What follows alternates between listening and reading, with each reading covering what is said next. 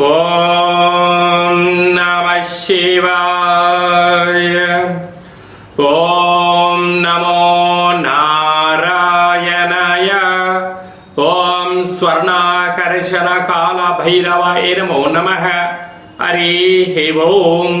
మా ఛానల్కి స్వాగతం. చూస్తున్న వీక్షకులకు, ప్రేక్షకులకు, ప్రియ కాల భైరవ భగవద్బంధుకి స్వాగతం పలుకుతూ మమ్మల్ని ఎంతగానో ఆదరిస్తూ ఉండబడినటువంటి ప్రియ సోదర సోదరీమణులకు, జ్యోతిష్య అభిమానులకు, సనాతన ధర్మ సంరక్షకులు అందరికీ కూడా ఆషాఢమాస అమావాస్య సందర్భంగా, అమావాస్య అనగానే అష్ట కష్టములను తొలగించుకొని అష్ట ఐశ్వర్యాలను, అమృతతుల్యమైన జీవితాన్ని ఎలా స్వాగతం పలకాలో మనం చేసుకునేటువంటి మాసమే మనకు ఆషాఢమాస అమావాస్య సందర్భంగా ఎలాంటి విధి విధానం పాటించడం వల్ల అఖండ ఐశ్వర్యం కలుగుతుందో సంపూర్ణంగా తెలుసుకుందాం. 1వ తారీఖు 8వ నెల 2026 నుండి 15/8/2026 వరకు పుట్టినటువంటి వారందరికీ కూడా జన్మదిన శుభాకాంక్షలు. గతంలో వివాహం చేసుకున్న వారికి వివాహ వార్షికోత్సవ శుభాకాంక్షలు. ద్వాదశ రాశుల్లోని గ్రహ గమనాలు వీక్షింపచేద్దాం. విశేషంగా మనకు ఏడాది తర్వాత కుజ భగవానుడు మిథున రాశిలో సంచారము, అక్కడే బుధుడు సుక్షత్రకారకుడు. 12 సంవత్సరాల తర్వాత రవి భగవానుడు దేవగురు బృహస్పతి ఉచ్చస్థితిలో ఉండగా సంయోగ సంచార స్థితి, సింహరాశిలో కేతు సంచార స్థితి, కన్యరాశిలో శుక్ర సంచార స్థితి, కుంభరాశిలో రాహు సంచార స్థితి, మీనరాశిలో శని భగవానుని సంచార స్థితితో ద్వాదశ రాశుల్లోని గ్రహ గమనాలు ఈ విధంగా ఉన్నాయి. కుంభరాశి వారికి ఏలనాటి శని చివరార్ధ సంచార స్థితిగా ఉన్నప్పుడు వక్రగమన శని సంచార స్థితి, 6వ స్థానంలో రవి భగవానుడు దేవగురు బృహస్పతితో సంచారం చేయనప్పుడు ఎలాంటి ఆర్థిక ఇబ్బందులతో సతమతమవుతారో మీకు తెలుసా? కుంభరాశిలో ఏ నక్షత్రాలు వస్తాయి అనగా ధనిష్ఠా నక్షత్రంలోని 3వ పాదం, 4వ పాదం, శతభిష నక్షత్రంలోని 4 పాదాలు, పూర్వాభాద్ర నక్షత్రంలోని 1, 2, 3 పాదాలు కలిపితే కుంభరాశి. రాశాధిపతి శని భగవానుడు. వీరికి రాశిలోనే రాహు సంచారము చేయడం, శని భగవానుడు వక్రగమనంలో సంచార స్థితి ఉన్నప్పుడు విశేషంగా ఏదైనా ఒక పని చేసేటప్పుడు సమయము, సందర్భము ఆచితూచి నిర్ణయం తీసుకోవాలని చెప్పి గుర్తుపెట్టుకోవాలి. అన్నీ నాకు తెలుసు అనుకుంటూ ఉంటారు. కొన్ని మనకి ఎన్ని తెలిసినా ప్రకృతి భగవంతుడు ఏం డిసైడ్ చేశారో మనకు తెలియదు. కనుక ఇలాంటి కాల సమయంలోనే ఓర్పు అవసరం, నేర్పు అవసరం, తల్లిదండ్రుల మాట, గురువుల మాట చాలా అవసరం అని చెప్పి గుర్తుపెట్టుకోగలగాలి.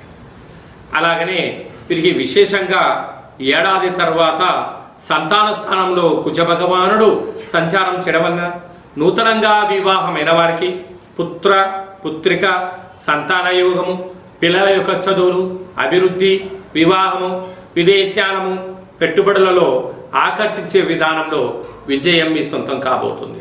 అలాగా ఏడాది తర్వాత రవి భగవానుడు గురువుతో సంచారం చేయనప్పుడు కొద్దిపాటి అనారోగ్యము, దీర్ఘకాలిక వ్యాధులైనటువంటి బీపీ, షుగర్, థైరాయిడ్ లాంటి సమస్యలు కొంచెం ఉన్నాయి. కనుక ఇలాంటి కాల సమయంలో వీలైనంత వరకు ఆధ్యాత్మిక చింతన, ఎర్రటి మిర్చీలను ఎండుమిర్చిలతో దిష్టి తీసి వేయించుకోవడం ఉత్తమోత్తంగా భావించగలగాలి. ఆగస్టు మాసంలో ప్రథమార్థంలో ముఖ్యమైన పండుగల గురించి క్లుప్తంగా, సవివరంగా, సంపూర్ణంగా తెలుసుకుందాం. 6వ తారీఖు 8వ నెల 2026 ఆషాఢమాస కృష్ణపక్ష బహుళ అష్టమి గురువారము, భరణీ నక్షత్ర సందర్భంగా మనము బహుళాష్టమి అనగానే విశేషంగా క్షీణచంద్రుడు ఉండడం, భైరవ స్వామివారి స్మరణ ధ్యానం వలన సకల అష్ట కష్టాలు తొలగిపోతాయని చెప్పి గమనించాలి.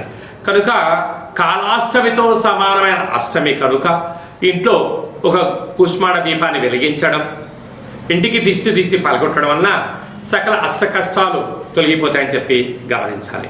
12వ తారీఖున ఆషాఢమాస బహుళపక్ష అమావాస్య పుష్యమి ఆశ్లేష నక్షత్రంతో కూడుకున్నటువంటి బుధవారం రోజు అమావాస్య సందర్భంగా మనకు కులదేవతలు, గ్రామ దేవతలు, ఇష్టదేవతల యొక్క స్మరణ, గతించిన పెద్దవారికి ఆ రోజు వారిని స్మరించడం, వారికి తర్పణం వదిలిపెట్టడం లాంటి కార్యక్రమం చేయడం వలన సకల అష్టకష్టాలు కూడా తొలగిపోతాయి. కనుక అమావాస్య తిథి యందున మనం ఆవగించంత భక్తిని, శక్తిని, ముక్తి మోక్ష మార్గానికి బాటలు వేయగలిగినట్లయితే మనకన్నా అదృష్టవంతులు ఎవరు లేరు అని చెప్పి గమనించగలగాలి. ఆషాఢమాసం అనగానే మనకు ఈ భూమండలం అంతను కూడా వర్షాకాలంలో జరుగుతూ ఉండబడిన కాలం కనుక ఇంటిని మనం ప్రతిరోజు శుద్ధి పెట్టుకునేటువంటి కాల సమయంలో పసుపేసి అందులో ఉప్పేసి క్లీన్ చేసుకోవడం, ఇంటి సింహద్వారాలకు పసుపుతో అలంకరించడం, అలాగే ముగ్గు పెట్టడం వలన గ్రామంలో ఉండబడినటువంటి అంటే బయట సంచరించే క్రిమి కీటకాలు మన గృహంలోకి రావు అని చెప్పి కూడా గమనించాలి. అలాగనే ఇంటిలో కులదేవతల, గ్రామ దేవతల, ఇష్టదేవతల స్మరణ, కూష్మాణ దీపము ఇంటి యజమానికి నరదృష్టికి దిష్టి తీసి బయట వేయడం వలన సకల గ్రహ దోషాలు తొలగి ఐశ్వర్యం కలుగుతుందని చెప్పి గమనించాలి. ఇలా కుదరలేనటువంటి వారు ఈ కింది నెంబర్ సంప్రదించినట్లయితే ఆ అమావాస్య తిథి యందు ఎలాంటి విధి విధానం పాటించాలో సవివరంగా సంపూర్ణంగా తెలియచేయడం జరుగుతుంది. అలాగనే మీ వ్యక్తిగత జాతకం తెలుసుకోవాలనుకుంటున్నారా? మీ యొక్క పేరు, పుట్టినటువంటి తేదీ, నెల, పుట్టినటువంటి సంవత్సరం, సమయాన్ని రాసి వాట్సాప్ ద్వారా పంపించగలిగినట్లయితే 100 సంవత్సరాల జాతకాన్ని వ్రాసి మీరు పుట్టినప్పుడు గ్రహ గమనాలు ఎలా ఉన్నాయి, ప్రస్తుతం ఎలా ఉంటున్నాయి, భవిష్యత్తులో ఎలా ఉండబోతున్నాయో 100 సంవత్సరాల జాతకాన్ని సవివరంగా సంపూర్ణంగా వ్రాసి మీకు వివరిస్తూ అష్ట కష్టాల నుంచి ఎలా బయటపడాలి, అష్ట ఐశ్వర్యాలకు స్వాగతం ఎలా పలకాలో తెలియజేయడం జరుగుతుంది. అలాగనే చాలామందికి పుట్టినటువంటి కాల సమయంలో డేటా ఆఫ్ బర్త్లో లేనటువంటి కారణం వలన మీ పేరు యొక్క మొదటి అక్షరాన్ని అనుసరిస్తూ రాశిని తెలియచేస్తూ రమణ శాస్త్రం ద్వారా అనగా గవ్వళ ద్వారా కాళభైరవ ఉపాసన చేత భూత, భవిష్యత్, వర్తమానాన్ని తెలియజేయడం జరుగుతుంది. ఈ కింది నెంబర్ని సంప్రదించి అపాయింట్మెంట్ తీసుకొని సంప్రదించగలరు. అందరికీ ఆషాఢ మాసంలో అమ్మవారి యొక్క కృప కటాక్ష వీక్షణలు, అందరికీ మంచి ఆయురారోగ్యాలను, విద్యార్థులకు విద్య, ఉద్యోగస్తులకు ప్రమోషను, వ్యాపారస్తులకు వ్యాపార ఆకర్షణ, రాజకీయవేత్తలకు మంచి అవకాశాలు కలిగించాలని మనసారా కోరుకుంటూ ఆశీర్వచనం. ఓం శతమానం భవతి శతాయు పురుష సతేంద్రియ ఆయుష్యేవేంద్రియే ప్రతిష్టతి ధనం ధాన్యం బహుపుత్రలాభం శత సంవత్సరం దీర్ఘమాయు సర్వే జనా సుఖినో భవంతు లోకా సమస్తా సుఖినో భవంతు సర్వం కాళభైరవ దేవతార్పణమస్తు. హరి ఓం.